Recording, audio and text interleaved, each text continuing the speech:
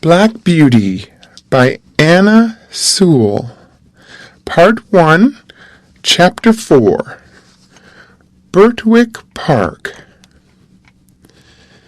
At this time, I used to stand in the stable, and my coat was brushed every day till it shone like a rook's wing. It was early in May, when there came a man from Squire Gordon's, who took me away to the hall. My master said, "Good-bye, darky, be a good horse, and always do your best." I could not say good-bye, so I put my nose into his hand. He patted me kindly, and I left my first home. As I lived some years with Squire Gordon, I may as well tell something about the place. Squire Gordon's park skirted the village of Birtwick. It was entered by a large iron gate, at which stood the first lodge, and then you trotted along on a smooth road between clumps of large old trees, then another lodge and another gate, which brought you to the house and the gardens. Beyond this lay the home paddock, the old orchard, and the stables. There was accommodation for many horses and carriages, but I need only describe the stable into which I was taken. This was very roomy, with 4 good stalls. A large swinging window opened into the yard, which made it pleasant and airy. The first stall was a large square one, shut in behind with a wooden gate.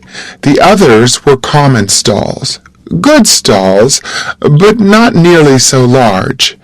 It had a low rack for hay and a low manger for corn. It was called a loose box because the horse that was put into it was not tied up, but left loose to do as he liked.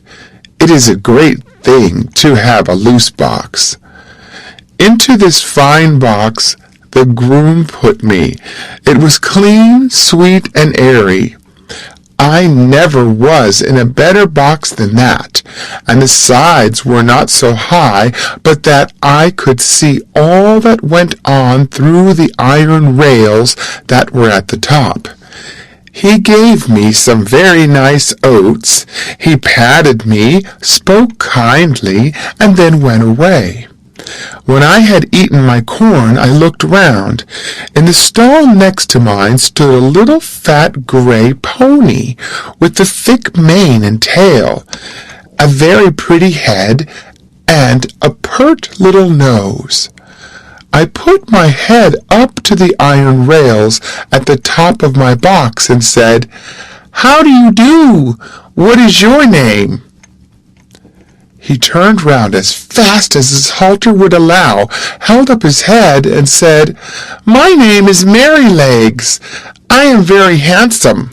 I carry the young ladies on my back, and sometimes I take our mistress out in the low chair. They think a great deal of me, and so does James. Are you going to live next door to me in the box?" I said, "Yes." "Well then," he said, "I hope you are good-tempered. I do not like anyone next door who bites." Just then a horse's head looked over from the stall beyond. The ears were laid back, and the eye looked rather ill-tempered. This was a tall chestnut mare, with a long, handsome neck. She looked across to me and said, "So, it is you who have turned me out of my box. It is a very strange thing for a colt like you to come and turn a lady out of her own home." "I beg your pardon," I said. "I have turned no one out. The man who brought me put me here, and I had nothing to do with it. And as to my being a colt, I am turned 4 years old, and am a grown-up horse. I never had words yet with horse or mare, and it is my wish to live at peace." "Well," she said, "we shall see.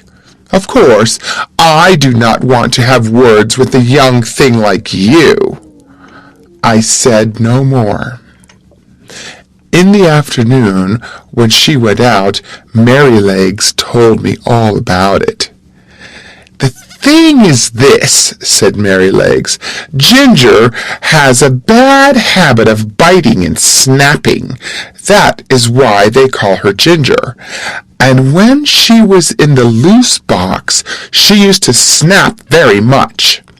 One day she bit James in the arm and made it bleed. And so Miss Flora and Miss Jessie, who are very fond of me, were afraid to come into the stable. They used to bring me nice things to eat, an apple or a carrot or a piece of bread. But after Ginger stood in that box, they dared not come, and I missed them very much. I hope they will now come again, if you do not bite or snap." I told him I never bit anything but grass, hay, and corn, and could not think what pleasure Ginger found it. "Well, I don't think she does find pleasure," says Merrylegs. "It is just a bad habit. She says no one was ever kind to her, and why should she not bite? Of course, it is a very bad habit, but I am sure if all she says be true, she must have been very ill-used before she came here.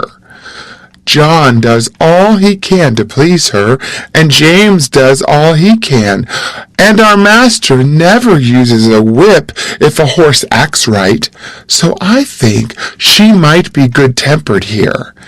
You see," he said, with a wise look, "I am 12 years old. I know a great deal, and I can tell you there is not a better place for a horse all round the country than this. John is the best groom that ever was. He has been here 14 years, and you never saw such a kind boy as James is. So that it is all Ginger's own fault that she did not stay in that box." End of chapter.